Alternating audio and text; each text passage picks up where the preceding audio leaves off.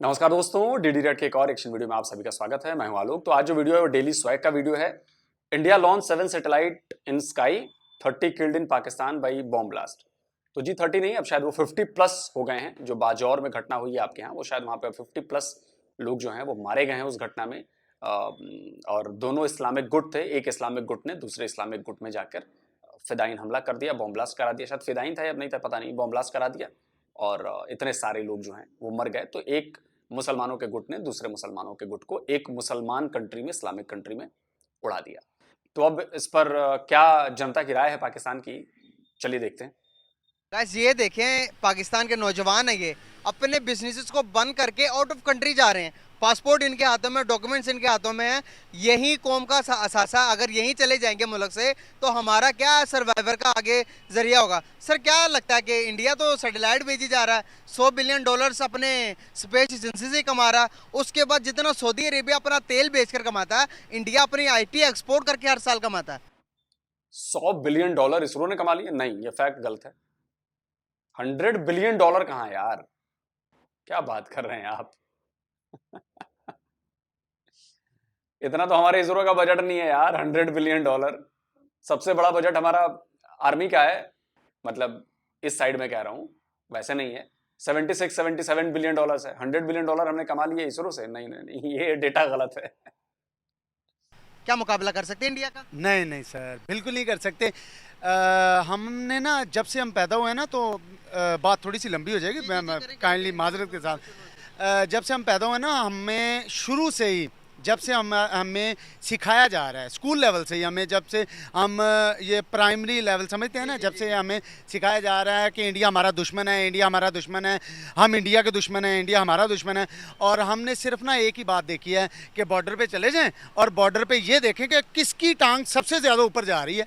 Simple सी बात है ना, सिर्फ यही देखे जा रहा है कि नहीं जी नहीं, हमारी टांग ऊपर जा रही है, उनकी टांग नीचे जा रही है। ये नहीं कोई भी देख रहा कि इस टाइम उन्होंने अपने मुल्क की मुआशत के लिए, अपने मुल्क की जो इकॉनमी जिसको कहा जा सकता है, उसको ऊपर लेके जाने के लिए क्या कुछ नहीं किया। यार मोदी गंदा हो सकता है, वो जलील इंसान हो सकता है, कुछ भी हो सकता है। खैर मुझे इससे कोई व्हाटएवर मैं नहीं कहूँगा, लेकिन ये ज़रूर कहूँगा कि वो जैसे भी हैं, इस टाइम उनका रुपया अपने रुपये के साथ आप कंपेयर करके देखें, आप उनके दूर दूर तक भी आप उनको चेज नहीं कर सकते। सर आपने मोदी की बात की, गंदा हो सकता है, जलील हो सकता है। अल्लाह करे ऐसे गंदे और जलील हमारे हुक्मरान भी हो और हमारे मुल्क को तरक्की की तरफ लेकर जाएं।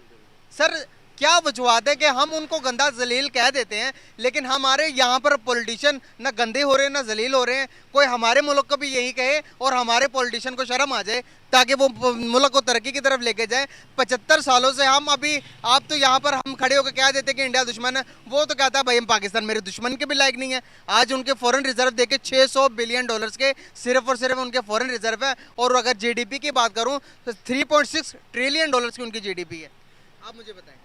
सर बात असल में पता क्या है, ये रिसेंटली ना हमारे जो वज़ीर ख़ारजा है ना, बिलावल भुट्टो साहिबा, वो जब उनके वहाँ पे इंडिया में गए हैं ना दौरे के लिए, तो मेरे ख्याल से मैं अकेला नहीं जानता, सारा पाकिस्तान जानता है कि उन्होंने जैसा बिहेव बिलावल भुट्टो साहिबा के साथ किया है ना, ऐसा मेरे ख्याल से कभी भी हुआ ही नहीं।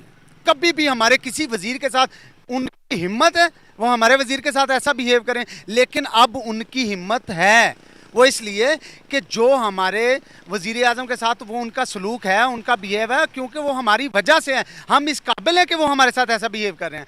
अगर हम भी इस काबिल हों कि हमें भी वो सलूट करें, तो फिर जाहिर सी बात है हमारी इज्जत हमारी टॉप लेवल पे जाएगी ना। हम किसकी हिम्मत पड़ेगी हमें कुछ कहने की। मैं हमेशा ये बात कहता हूं, भैया बताओ तो किस तरह से बेइज्जती की है हमने। आप जो साहिबा की बात कर रहे हो, बिलावल भुट्टो साहिबा की बात कर रहे हो, कैसे की है हमने बेइज्जती? उनको अच्छी कुर्सी पे बैठने नहीं दिया, कि उनको खाना टाइम पर नहीं दिया, या हमने उनको मतलब कहीं से भी कुछ भी करके दे दिया, उनका ख्याल नहीं रखा? कैसे? कोई तो बताओ, क्या आपके फॉरेन ऑफिस ने कोई ऐसी चीज कही कि भाई हमारे मंत्री का वहां पर ठीक से प्रोटोकॉल नहीं दिया गया? और मैं आपको गारंटी के साथ कहता हूं, जो प्रोटोकॉल भारत में आए हर विदेश मंत्री को दिया गया, वही प्रोटोकॉल बिलावल भुट्टो को दिया गया। तो ये फेक न्यूज फैलाना आप लोग बंद करिए। बिल्कुल बंद करिए ये फेक न्यूज फैलाना। आप हमारे देश की छवि को ऐसे खराब नहीं कर सकते, और ये बिल्कुल हो रही है बात। आप मुझे दिखाइए, क्या आपके फॉरेन ऑफिस की तरफ से आया, क्या आपके विदेश मंत्री ने ये बात कही, क्या आपके यहां किसी ने जो ऑफिशियल है वहां से कोई ऐसा बयान आया कि भारत ने हमारे मंत्री के साथ अच्छा सलूक नहीं किया? क्या आपकी सरकार ने ये बात कही? हम क्यों करेंगे? हम क्या अपनी हंसी उड़वाएंगे? क्या हम अपने आप की छवि खराब करेंगे पूरी दुनिया में कि देखो जी पाकिस्तान के विदेश मंत्री गए थे और उसके साथ इन्होंने कैसा कर दिया यार, ये तो बड़ा ही है, ये तो बदला ले रहे हैं। नहीं कर सकते हम ऐसा, हम नहीं कर सकते ऐसा, और नहीं किया है और न करेंगे। तो ये आप लोग फर्जीवाड़े की खबरें मत करिए, पॉलिटिकल मोटिवेटेड खबरें आप लोगों के दिमाग में बिठवाई गई हैं। आप इसका सबूत एक दे दीजिए मुझे बस। जहां तक मैंने ऑब्जर्व किया, जिस तरह से सब प्राइम मिनिस्टर, जिस तरह सारे फॉरेन मिनिस्टर्स को रिस्पेक्ट मिल रही थी, उसी तरह बिलावल भुट्टो को भी मिली। आप मेरी इस राय से इतफाक नहीं भी कर सकते, आपकी पर्सनल राय है, उसको मैं रिस्पेक्ट करूंगा। सर दूसरी तरफ आप एक मुल्क के प्राइम मिनिस्टर को बुच्चर ऑफ गुजरात। चलिए अच्छा था मुजम्मिल भाई कि आपने कम से कम उनके सामने ये बात कही, और बिल्कुल ये सही बात है। कोई एक सबूत दे दीजिए आप लोग, मतलब जो मैंने बात की कही ये इन दोनों भाइयों के लिए कही, आप लोग ये सबूत तो दीजिए कि कैसे हमने उनकी बेइज्जती की बिलावल भुट्टो की, किस तरह से। लेकिन आप नहीं दे पाएंगे क्योंकि हमने की ही नहीं। अब ये माहौल बनाया जा रहा है हमारे खिलाफ, हमारी छवि पर डेंट लगाने के लिए। बात कहते हैं, स्टेटमेंट देते हैं, अगले दिन आप उनके मुल्क में जाएंगे तो उन्होंने तो मुझे नहीं लगता कि बहुत अच्छी तरह से उनका इस्तकबाल भी किया दूसरे प्राइम मिनिस्टर के रिलेटेड। वहां पर भी जाकर कश्मीर कश्मीर कश्मीर करने, एक मुल्क जब आप किसी के मुल्क में जाओ तो चलो जो इश्यूज है उनको साइड पर रख के पीस की बात करें, ट्रेड की बात करें। आपको नहीं लगता कि इस तरह से रिलेशन बिल्ड हो सकते हैं? वहां पर भी जाके आप दुश्मनी की बात करेंगे उनके ही मुल्क में जाकर, तो आपको लगता है कि हालात बेहतर रहेंगे? असल में सर बात पता क्या है, बात यह है कि एक तो सबसे पहले मैं बात ये कहूँगा कि मैं ऑन एयर बात कर रहा हूँ और मेरी रिक्वेस्ट है आपसे कि आप लाजमी इसको शो ऑफ कीजिएगा कि लोगों को इस बात का पता चले कि हम जब तक एक घर में ना 3 भाई हो ना, 2 भाई हो या 3 भाई हो, जब तक वो खुद ही आपस में लड़ते रहते ना तो घर की ईंट तक नहीं, एक भी ईंट जो है ना वो नहीं लगा नहीं सकते। सिर्फ वजह यह है कि वो खुद ही आपस में लड़े जा रहे हैं। मुल्क के बारे में कौन सोच रहा है? हमारे पास हमारे जो एक्स प्राइम मिनिस्टर साहब हैं, ठीक है, इमरान खान नियाजी साहब, वो आए हैं, उन्होंने 3.5 साल यहाँ पे हुकूमत की है और वहाँ पे कुदरती आफत आई है ना, कोरोना आ गया। कोरोना की वजह से उनके साथ ही नहीं हुआ, पूरी दुनिया में इतने क्राइसिस हो गए थे, इतनी ज़्यादा क्राइसिस आ गए थे कि बहुत ही क्रिटिकल मसले बन गए थे। मुल्क को चलाना तो दूर की बात, हर इंसान को अपना एक घर चलाना मुश्किल हो गया था, मुल्क चलाना तो बहुत दूर की बात है। और अब देखें वो 3.5 साल के बाद गए हैं, इन्होंने उनको उतार के इन्होंने कहा है जी हम एक गरीब आदमी के लिए अपने कपड़े तक बेच देंगे। अस्सलाम वालेकुम। वालेकुम सलाम। सर कैसे हैं आप? अल्हम्दुलिल्लाह, आप कैसे हैं? जी अल्हम्दुलिल्लाह मैं भी ठीक। नाम आपका? मोहम्मद। क्या करते हैं? मैं जॉब करता हूँ। क्या जॉब? हमारी ऑनलाइन टीचिंग की है सर्विसेज, टीचिंग सर्कल नाम से हम बच्चों को पढ़ाते हैं ऑनलाइन। लेवल कहीं भी? जी जी, ओ लेवल ए लेवल, कोई भी आपने शॉर्ट कोर्स करने हो, कुछ भी करना हो। दुनिया में कहीं से भी बंदा आ जाए आप पढ़ा लो? हमारे एप्लीकेशन से, हाँ जी। हमारे पास बाहर के ज़्यादा स्टूडेंट्स हैं, पाकिस्तान के कम है। ज़बरदस्त हो गया गाइस, अगर कोई ज्वाइन करना चाहे इनके ऑनलाइन क्लासेस को तो ज़रूर कर सकता है। बेसिकली बात करने का पर्पस ये है कि भाई आप टीचिंग के शोबे से मुंसलिक हैं तो आपको इतना तो पता ही होगा कि आज इकोनॉमी के क्या सूरत हाल है हमारे मुल्क के। क्या हम इकोनॉमी के तौर पर, इकोनॉमिकल तौर पर तरक्की कर रहे हैं या माइनस में जा रहे हैं? हम इस मुल्क में कोई भी रहना नहीं चाह रहा, कोई भी नहीं रहना चाह रहा। सब चाह रहे हैं कि हम बाहर जाएं, पढ़ना यहाँ पे है या पैदा यहाँ हुए, जो सब जाना बाहर चाह रहे हैं। मैं खुद भी कि हम सबको यही है कि हम बाहर चले जाएं। पाकिस्तान में भी कुछ है नहीं, शुरू से ही कुछ नहीं मैंने देखा वैसे 25 साल की ज़िंदगी में, लेकिन अभी तो कुछ भी नहीं है कि यहाँ पे रहा जाए। इकॉनमी ख़त्म हो चुकी हुई है। पेट्रोल आज फिर आई थिंक 20 रुपीज़ बढ़ा है, तो 272 पर पेट्रोल हो गया हुआ है। हमारी सैलरीज अगर पाकिस्तान में एवरेज जो सैलरीड पर्सन है उसकी सैलरी होती है 50,000 to 70,000। अगर आप उन्हें डॉलर्स जो कि 287 का है उस पर आप कंपेयर करके देखेंगे, कैलकुलेट करके देखेंगे तो सैलरी क्या बन रही है हमारी पाकिस्तानियों की, $200 भी नहीं बन रही, $200 भी नहीं बन रही। तो हम क्या करेंगे? इसलिए सवाल है तो फिर है ना, बहुत बड़ा सवालिया निशान है। तो यहाँ पर मैं पूछना ही चाहूँगा, सैटेलाइट के बारे में इन्फॉर्मेशन है? जी जी थोड़ी बहुत। हाँ, सैटेलाइट भाई वो इन्फॉर्मेशन कलेक्ट करने में हमें मदद देते हैं, जो आप इंटरनेट में बच्चों को पढ़ाते हैं वो भी सैटेलाइट के थ्रू ही है। चलो अभी बताता हूँ आपको, इंडिया की इसरो कंपनी है जिसने चंद्रयान 3 मिशन भेजा जो चांद पर भी पहुंच गए। दूसरे नंबर पर अभी वही कंपनी नहीं है मुजम्मिल भाई, इसरो एक कंपनी नहीं है, इसरो एक ऑर्गेनाइजेशन है। कंपनी में और ऑर्गेनाइजेशन में बहुत ज्यादा फर्क होता है, बहुत बड़ा फर्क होता है। अब पता नहीं आप लोग इस बात को समझते हैं कि नहीं समझते हैं, बट ऑर्गेनाइजेशन बहुत बड़ी चीज है, मतलब तोप चीज है ऑर्गेनाइजेशन, बड़ी ऑर्गेनाइजेशन है। इसरो 7 सैटेलाइट को एक साथ 7 सैटेलाइट को सिंगापुर के सैटेलाइट्स को खला में भेज रहा है। अपने तो भेज ही रहा है वो, हाँ जी। लेकिन दूसरी दुनिया के भी अब बड़े बड़े मुल्कों के तकरीबन आज तक मेरी जो कैलकुलेशन के मुताबिक है तकरीबन 30 से ज़्यादा मुल्कों के सैटेलाइट को खला में भेज चुका है। यहाँ पर हमारे हालात क्या हैं, और वो खाली मैं बताऊँ आपको, इंडिया सिर्फ और सिर्फ इसरो से हर साल के अंदर $100 बिलियन कमाता है, हाँ जी। और हमारे पास रिजर्व कितने हैं? मैं रिजर्व वगैरह का तो मुझे आइडिया नहीं है, मैं न्यूज़ वगैरह पॉलिटिक्स बिल्कुल कोई इंटरेस्ट नहीं मेरा इन चीज़ों में, लेकिन हम लोग खुद यही डिज़र्व करते हैं शायद। इंडिया ने 15 अगस्त को इलेक्ट्रिक कार निकाली थी, हमने 14 अगस्त को 75 का नोट निकाला था और नया नेशनल एंथम निकाला था, क्योंकि हम लोग खुद इंजॉय कर रहे हैं इस चीज़ को। मुझे बताएं, तरक्की जो है कोई भी पॉलिटिशियन, हम पॉलिटिशियन पर डाल देते हैं, शहबाज शरीफ हो या इमरान खान हो, उन्होंने कुछ नहीं करना। हम लोग पढ़ेंगे तो करेंगे, हम लोग पढ़ने पे हमारा अपना फोकस तो है नहीं। इंडिया के बच्चे हैं, उनको एक्टिंग का, डांस का बहुत शौक है, लेकिन वो साथ में पढ़ भी रहे होते हैं। हमारे यहाँ पे हम लोगों को पढ़ने का शौक ही नहीं है, हमें यही नहीं पता होता कि हम लोगों ने मैट्रिक के बाद हमने बस पढ़ना है ना। बच्चे को पता है कि आपने डॉक्टर बनना है, उसे बताओ तो सही डॉक्टर बनने के लिए मैट्रिक में क्या रखना है, आपने इंटर में क्या रखना है। क्या हमारी एजुकेशन सिस्टम से गुजर कर सिर्फ डॉक्टर, पायलट और इंजीनियर के अलावा और क्या क्या फील्ड्स हैं? क्या ये एजुकेशन सिस्टम जो हम पढ़ रहे हैं, जो 9th 10th की जो उनसे SST की किताबें हैं, क्या आपको लगता है कि उसके अंदर जो लिखवाया गया एक्यूरेट लिखवाया गया? हमारी मूवीज़ में और बुक्स में ये बताया जाता है कि उन्होंने हमारे इतने मिलियन पैसे खा लिए, हम लोग जीते ये वाली जंग, हम लोग जीते ये वाली जंग, हम लोगों ने उनको हिला के रख दिया। उनकी अपने आपको हीरो बताया गया, अपनी कमजोरियां नहीं बताई। ऐसे ही है, उनकी बुक्स और उनकी मूवीज़ में बताया गया वो लोग जीते थे, उन्होंने हमें डरा दिया था। उन्होंने आपको एक सच्चाई बताऊं, आज तक कितनी जंगें हुई इंडिया पाकिस्तान? 3 हुई हैं। 4 जंगें हुई कारगिल के ऐड करके। चारों जंगों में कौन जीता है? हमें ये बताया गया हम जीते, लेकिन सच्चाई में चारों जंगें वो जीते हैं। जंग शुरू किसने की? ये आइडिया नहीं मुझे। नहीं आइडिया? नो। हमारे दुश्मनी किस वजह से है इंडिया के साथ? दुश्मनी कोई नहीं, हमारे पास खारबाजी है। क्यों है खारबाजी? हम लोग बर्दाश्त नहीं करते उनको, हम लोग हमसे उनकी तरक्की बर्दाश्त नहीं हो रही। आप मुझे पूछें कि एक मूवी का ट्रेलर आया था कल, गदर 2 का, उसमें उसने कहा था कि अगर अभी पाकिस्तानियों को मौका दे दिया जाए ना इंडिया जाने का, तो आधे से ज़्यादा पाकिस्तान खाली हो जाएगा, और ये बात बिल्कुल सही है। हम लोग इंडिया चले जाएंगे, जिनको हम लोग सिर्फ सोशल मीडिया पे हम लोग उन्हें गालियाँ दे रहे होते हैं, वरना अभी हमें मौका मिले हम वहाँ पे चले जाएंगे। मुझे नहीं पता पाकिस्तान में कितनी मूवीज़ बनती हैं, क्या नाम है, मुझे पता है शाहरुख खान की कितनी मूवीज़ हैं, कौन सी मूवी कब आई थी, मुझे सब पता होगा। हम पसंद उन्हीं को करते हैं, हम इस मुल्क में जाना क्यों चाहेंगे ये तो बताएं ज़रा।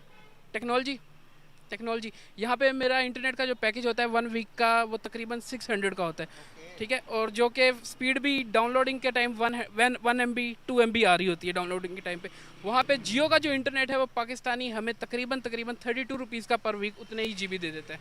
वहाँ पे टेक्नोलॉजी, इलेक्ट्रिक कार उन्होंने बना ली है, एप्पल वहाँ पे आ गया है, वहाँ पे हर चीज़ है। यहाँ पे अमेज़न है, गूगल है, यूट्यूब का, फेसबुक भी मोनेटाइजेशन ऑन कर सकते हैं। ये वीडियो यूट्यूब पर ही आएगी, ठीक है, और पाकिस्तान में यूट्यूब का ऑफिस नहीं है। वो अगर किसी वजह से अल्लाह ना करे इसको डीमोनेटाइज कर दें या कुछ भी कर दें, आप जा सकते हैं, कहाँ जाएंगे? वहाँ पे अपील कर शीशे तोड़ देंगे उनके, सही बात, ठीक है। वहाँ पे बहुत कुछ है, यहाँ पे कुछ भी। बड़े महज़्ज़ब कौम है, वो शीशे नहीं तोड़ते। अगर शीशे तोड़े तो हमने शीशे तोड़ के तो बाहर की कंपनियों को भगा दिया। अब बताएं अभी टोयोटा की कंपनी कहाँ पे, हमारे पास सुजुकी की कंपनी हमें छोड़कर चली गई। क्या वजूहत हैं कि हमें दुनिया छोड़कर जा रही है और उनके पास बाहर से कंपनीज जा रही हैं भाई, पूछ के जाती हैं कि भाई हम इन्वेस्टमेंट करना चाहते हैं, हम बताओ कौन से कंपनी। अभी टेस्ला भी आ गया भाई। हम लोग यहाँ पे उन्हें फैसिलिटीज़ नहीं देते, इसलिए नहीं देते क्योंकि हमारे पास इतने रिसोर्सेज ही नहीं है कि हम उन्हें फैसिलिटीज़ दे सकें। हम लोग उन्हें कुछ भी नहीं इस तरह का दे रहे कि वो यहाँ पर आए, यहाँ पे अपने प्लांट्स लगाएं, मैन्युफैक्चरिंग करें। हमें हर फ़ोन बाहर से इंपोर्ट करना पड़ता है। ये PTA टैक्स किस चीज़ का है, हम किस चीज़ का दें? पूरी दुनिया में फ़िक्स्ड रेट है। जो आईफोन होगा वो $1000 का होगा, जो उसका प्रो एडिशन होगा वो 1100 का होगा, जो प्रो मैक्स होगा वो $1200 का होगा। हमें वो कन्वर्ट करके पहले पड़ जाता है 4 लाख रुपए का, और फिर हम लोग उसके ऊपर 1,60,000 PTA भी दें। क्यों दें, किस बात का दें, हलाल के पैसे। अच्छा, जिन पैसों से हम लोगों ने वो ख़रीदा है वो सैलरी थी या वो बिजनेस था, तो तब भी तो हमने टैक्स दिया है। अब अलग से पीटीए का टैक्स हम क्यों दें? एक दफ़ा दे तो दिए यार। मैंने फ़ोन लेना था, मैंने ये फ़ोन ख़रीदा, मैंने जॉब की, मेरी जॉब में से हर महीने टैक्स कटता है, ठीक है। जब टैक्स कट गया, अब मैं अपनी बाकी सैलरी में से फ़ोन ले लेता हूँ। आईफोन ही है, आईफोन हाँ 10, हाँ एक्स एक्स है। रखा हुआ है यार, अब तो भाई 15 आ गया। अभी पाकिस्तान में नहीं आएगा, पहले कहीं और ही आएगा। पहले इंडिया में आएगा, कहीं और आएगा, पाकिस्तान में पहले मतलब नहीं आप आएगा। कहना चाह रहे हैं कि जितनी ज्यादा बड़ी से सैलरी ले ले, पाकिस्तानी एक्स ही अफोर्ड कर सकते हैं। हाँ, क्योंकि और भी तो खर्चे हैं ना कितने ज़्यादा हमारे यहाँ सही पे। बात। हम लोग सिर्फ दो चीज़ें नहीं पूरी कर सकते, अपना रेंट और अपने बिल। हम ये दो चीज़ें पूरी नहीं कर सकते इलेक्ट्रिसिटी का इन दूसरे के बाद, क्योंकि दूसरे के बाद जो हर 50 रुपए फी यूनिट। हर इंसान के लिए जो सबसे बड़ी जिम्मेदारी है वो इस टाइम खाना पीना नहीं है, इन दोनों के बाद एजुकेशन अपने बच्चों की। बिल्कुल सही हो गया, बहुत शुक्रिया भाई, बहुत अच्छा लगा आपसे बात करके। थैंक यू सो मच अन्ना चटोकी। वालेकुम अस्सलाम। सर कैसे हैं आप? खैरियत, अल्लाह का शुक्र है। नाम क्या आपका? मोहम्मद यार जी। लॉयर हैं? जी मोहम्मद यार एडवोकेट नाम है। जबरदस्त यार, अल्लाह ताला आपको मजीद कामयाब करे। बात करने का पर्पस है कि क्या हालात चल रहे हैं इकोनॉमी के? इकोनॉमी के हालात तो इस वक्त बहुत डाउन चल रहे हैं, वो तो सबके सामने ही है। जिस तरह के इकोनॉमी के हालात जा रहे हैं, इकोनॉमी के हालात तो फिर आपको पता है डॉलर के साथ साथ है, ऑयल के साथ साथ ही चलते हैं। जब तक डॉलर जो है किसी सतह पर नहीं आता, डॉलर पाकिस्तान में वाफर नहीं होता, तब तक इकोनॉमी का यही हाल रहेगा जिस तरह का डाउनफॉल चल रहा है मुल्क में। अभी पेट्रोल की मजीद कीमतें इंक्रीज कर दी गई हैं, ऑफ कोर्स ये तो 19 रुपये ज़्यादा हो गई। 19 रुपये ज़्यादा, ये पहले जो इन्होंने कम की हैं कीमतें, ये भी मुल्क को लॉस होना ही है किसी ना किसी चीज़ में। जैसे आपको ये इलेक्ट्रिसिटी में हमें उधर उन्होंने 60 रुपये का कर दिया है, इधर से पेट्रोल कम कर दिया था। अब वही है, अब अपना इलेक्ट्रिसिटी में भी हमें कॉस्ट ज़्यादा हो गई, इधर से पेट्रोल भी ज़्यादा हो गया। यानी कि अब भी जो है अगर एस्टीमेट लगाया जाए तो पेट्रोल की जो है कीमतें तकरीबन जो हैं वो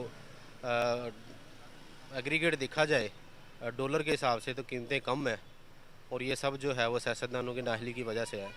सर यहाँ पर खड़े होकर हम सिर्फ अपने मुश्किलात की ही जिक्र करते हैं। हर रोज़ कोई हमारे ऊपर अल्लाह की तरफ से भी कोई आफत आ जाती हैं, कोई आफत हमारे खुद की किया कराई के ऊपर आ जाती हैं। हम यहाँ पर बैठकर रोज़ बात करते हैं, सैलाब आ गया, महंगाई बढ़ गई, पेट्रोल बढ़ गया, डॉलर ऊपर चला गया, घी बढ़ गया, आटा तो मिल ही नहीं रहा, इस तरह की बातें करते हैं। लेकिन हमारे पड़ोसी मुल्क से तो वहाँ से अलग अलग किस्म की खबरें आती हैं। आज भाई सैटेलाइट लॉन्च कर दिया, चंद्रयान 3 लॉन्च हो गया, आज उनके 100 बिलियन डॉलर्स के रिजर्व बढ़ गए, 600 बिलियन डॉलर्स के रिजर्व हो गए।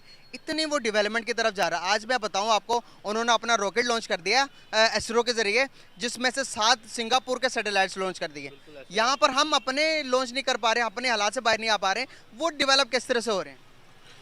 उनका जो है वो वहाँ पे जो है अपना कोई बंदा जो है हर किसी की कोई बंदा आगे बढ़े या कोई इन्वेंशन वगैरह करे, वहाँ पे बंदे की जो है वो कारीगरी को प्रमोट किया जाता है। वहाँ पे कोई बंदे की सरमायाकारी को, बंदे के बिज़नेस को, बंदे के आईटी सिस्टम को, कोई भी बंदा कारोबार कर रहा है उसको प्रमोट किया जाता है, उसको मज़ीद उसमें जो है बेहतरी दी जाती है। जैसे कोई किसानों के जैसे कोई किसान है काश्तकारी में लगा लें, वहाँ पे उनको किसान कार्ड वगैरह दिए जाते हैं ताकि मज़ीद, क्योंकि वो इंडिया जो है वो ज़राअत में सबसे आगे जा रहा है। उसकी वजह ये है कि उनको उसमें आसानियाँ दी गई हैं, किसान कार्ड दिए गए हैं, गरीबों को राशन कार्ड दिया जा रहा है। यानी कि प्रॉपर जो है वो रिज़्क जिसको चाहिए होता है, जिसको जितने वसाइल चाहिए होते हैं उस तक पहुँच रहे हैं। यही वजह है कि वहाँ से जो है ये वहाँ पे ये हाल ही नहीं है कि कोई भूख से मर गया, कोई सैलाब से मर गया, कोई ज़लज़ले से मर गया, कोई किस चीज़ से मर गया। वहाँ पे जो है एक प्रॉपर मैनेजमेंट है हर चीज़ की। हमारे यहाँ पे इस तरह की मैनेजमेंट कोई नहीं है। हमारे यहाँ पे सियासतदान बस अपनी अपनी जेबें भरने पे लगे हुए हैं। तो यहाँ पे जो है सिचुएशन बस इस तरह की चल रही है। क्या सीन देखते हैं आप, अगर फ्यूचर यहीं रहा, बांग्लादेश हमसे अलग हो गया, आज सिंधु देश की तहरीक भी चल रही है। अगर आप देखेंगे बलूचिस्तान की जो पीएम है, बलूचिस्तान की पीएम एग्जाइल, वो भी इंडिया पहुंची हुई हैं। वो कह रही हैं कि बलूचिस्तान को उनके हकूक़ नहीं मिल रहे, हकूक़ के लिए बात की जाए। हमारे यहाँ पर ये मसाइल हैं। दूसरी तरफ अगर हम बात करते हैं कि इंडिया के साथ जंग करेंगे, जंग से बेहतर नहीं है ट्रेड कर लें? इंडिया से जंग करके ये तो जो है 1947 से बातें चली आ रही हैं जंग की, ये तो सिर्फ बातों की हद तक ही काम रह जाते हैं। जंग वाले 4 जंगें तो लड़ी हैं। 4 जंगें जो हैं वो अपना जिस तरह की जंगें लड़ी गई हैं, जैसे वो कारगिल का वाक़या आप लगा लें, अपने फ़ौजी वहाँ पे मरवा दिए अपनी ही नाअहली की वजह से, गलती की वजह से। वहाँ 73 में 93,000 फौजी, 93,000 फौजी, बिल्कुल ठीक फरमा रहे हैं। खैर इस पर तो नहीं बहस करना चाहता, ये नया कटा खुल जाएगा। ये जो है वो और मामला की तरफ चले जाती हैं। और दूसरी बात ये है कि जब भी कहीं पे इनकलाब आता है ना, तो इस तरह की सिचुएशन आती हैं। आज जो यहाँ पे चीज़ें या डिपार्टमेंट्स वगैरह को या इकोनॉमी वगैरह को हाईलाइट किया जा रहा है ना, आज से पहले ऐसा नहीं था। ठीक है, अगर आप बांग्लादेश को लगा लें, इंडिया को लगा लें, इस तरह का वक्त आया है तो उसके बाद उनको बेहतरी आई है। उसकी वजह ये है कि अवाम के सामने जो है चीज़ें हाईलाइट हुई हैं और उन्होंने उनको जानना शुरू किया। जैसे अब जगह जगह आप न्यूज़ चैनल पे देख लें, सोशल मीडिया पे देख लें, सरकारी मराहत का कितनी वो खबरें आ रही हैं जी, ये एक्स्ट्रा गाड़ियों के पैकेजेस आ रहे हैं, एक्स्ट्रा ऑयल के आ रहे हैं, सरकारी मराहत इनको ज़्यादा दी जाती है, इनके बच्चों को ज़्यादा वो अलाउंस दिए जाते हैं।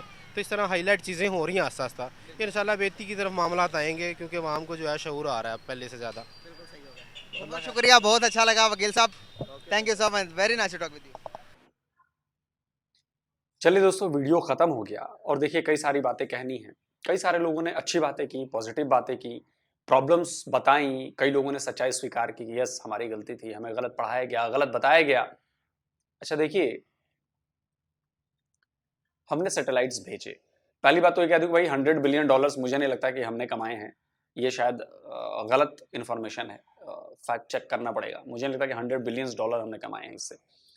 सबसे ज़्यादा हम कमा रहे हैं आईटी से, वो भी इस बार शायद $320 बिलियन जो हैं ये हमने कमाए हैं इस बार आईटी सेक्टर से।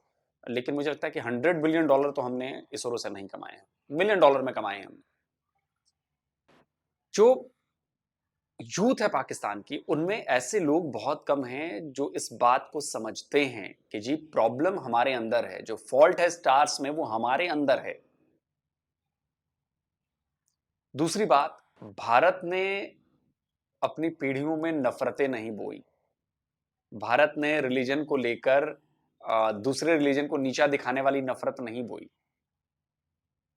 आप सोचिए, आपके यहां बड़े जोर शोर से ये खबर चलाई जाती है, आपके जो मीडिया में ये खबरें आती हैं कि जी पाकिस्तान ने 10 लाख हाफिज कुरान मदरसे से निकाले हैं, बनाए हैं, वर्ल्ड रिकॉर्ड बनाया है हमने। आप बताइए कि उन हाफिज कुरान का आपके इंफ्रास्ट्रक्चर डेवलपमेंट में क्या योगदान रहेगा? आपके यहां रॉकेट बनाने में क्या योगदान रहेगा? साइंस को आगे बढ़ाने में क्या योगदान रहेगा? टेक्नोलॉजी लाने में क्या योगदान रहेगा? जीरो रहेगा। मैं ये नहीं कह रहा कि आप हाफिज कुरान मत करें, लेकिन आप उस पे ना प्राउड फील करते हैं कि देखो हाफिज कुरान हमने ये 10 लाख हमने प्रोड्यूस कर दिए एक साल। उससे आपकी कंट्री डेवलप नहीं होगी। और जिस चीज को डेवलप करने के लिए आप वो कर रहे हैं वो भी डेवलप उस अंदाज में नहीं होगी। आज क्यों पूरी दुनिया में इस्लामोफोबिया है? क्यों? इसी वजह से, क्योंकि एजुकेशन पर आप लोगों का ध्यान नहीं है और आप लोग देना नहीं चाहते। क्योंकि अगर लोग एजुकेट होना शुरू हो गए, ढंग से एजुकेशन मिलने लगी, दुनिया में जो एजुकेशन दी जा रही है वैसे मिलने लगी, तो फिर सवाल पूछने लगेंगे और आप उन सवालों के जवाब आपके मौलवी मौलाना दे नहीं पाएंगे। वरना आपके मौलाना तो मदरसे में बता देते हैं, भाई चल झूठ पढ़ते हो तुम स्कूल में, धरती चपटी है और वो घूमती नहीं है, वो स्टैटिक है। लेकिन हमें ज्योग्राफी में पढ़ाया जाता है कि अर्थ जो है वो सूरज का चक्कर लगाता है। ये लॉजिक ये गलत है बेटा। साइंस की ये थ्योरी जो है ना, ये दुरुस्त नहीं है। जमीन साकिन है, यानी जमीन मूव नहीं करती। साकिन को एक अच्छा सा वर्ड इंग्लिश का होता होगा, साकिन का स्टैटिक। अर्थ स्टैटिक पोजीशन में है, तो ये मूव नहीं करती। और साइंस कहती है कि जमीन मूव करती है। आला हजरत हमारे इमाम अहले सुन्नत ने कुरान से साबित किया है कि जमीन मूव नहीं करती। तो हमने बात कौन सी माननी है? इस्लाम की। अब जब इस तरह की बातें आप अपने बच्चों के दिमाग में पढ़ाएंगे, वो बच्चा क्या करेगा आगे आकर? उसको तो विश्वास है कि ये जो बात कही गई है, मौलाना जी ने कही है, यही सच्ची बात है और बाकी सारी ये दुनिया झूठ बोल रही है। आज James Webb telescope billion of years की गैलेक्सीज की तस्वीरें खींच रहा है, नई नई डिस्कवरीज कर रहा है, नेबुलास ढूंढ रहा है, लेकिन उस पर आपके यहां मौलवी वो दिखाएंगे नहीं, बताएंगे नहीं, उस पर चर्चा नहीं करेंगे। मौलवी छोड़ो, आपके स्कूल में चर्चा नहीं होगी इस बात पर। तो मैं फिर से वही कहूंगा कि माइंडसेट, इंडियंस ने अपने बच्चों के माइंडसेट को प्रोग्रेसिव बनाया, डिस्ट्रक्टिव नहीं बनाया। आपके यहां जो बम धमाका हुआ या जो बाकी बम धमाके होते हैं वो उसी डिस्ट्रक्टिव माइंड के रिजल्ट्स। तो ये कहना कि जी इंडिया क्यों आगे जा रहा है, नहीं जा रहा है, इसके पीछे हमारा सोशल फैब्रिक है, हमारी पढ़ाई लिखाई का तरीका है, हमारी संस्कृति है, हमारी परंपराएं हैं, हमारे नियम कायदे कानून हैं। हमें जहां भी कुछ गलत दिखता है ना, हम उसमें बदलाव लाते हैं। कोई चीज वक्त के हिसाब से आउट ऑफ कॉन्टेक्स्ट हो गई, हम उसको हटा देते हैं। हम नए दौर के हिसाब से नई चीज लेकर आते हैं, अडॉप्ट करते हैं। लेकिन आप जिद पर रहते हैं, हम नहीं बदलेंगे। तो जो कौमें ऐसी जिद पर अड़ी रहती हैं, उन कौमों का हश्र पाकिस्तान वाला ही होता है। और जो कौमें वक्त के साथ बदलती हैं, अपने में बदलाव लाती हैं, प्रैक्टिकल अप्रोच अपनाती हैं, रूढ़िवादिता, रेडिकलाइजेशन और इन सब चीजों से अपने आप को दूर रखती हैं, वही ग्रो करती हैं, वही डेवलप करती हैं, वही नई चीज लेकर आती हैं दुनिया में। और हम वो कर रहे हैं, आगे भी करते रहेंगे, हजारों साल से करते आए हैं और आगे भी करते रहेंगे। जल्दी मिलता हूं एक और नए वीडियो के साथ। कमेंट में जरूर बताइए आपको वीडियो के बारे में या लोगों के कमेंट के बारे में क्या कहना है। नमस्कार, जय हिंद।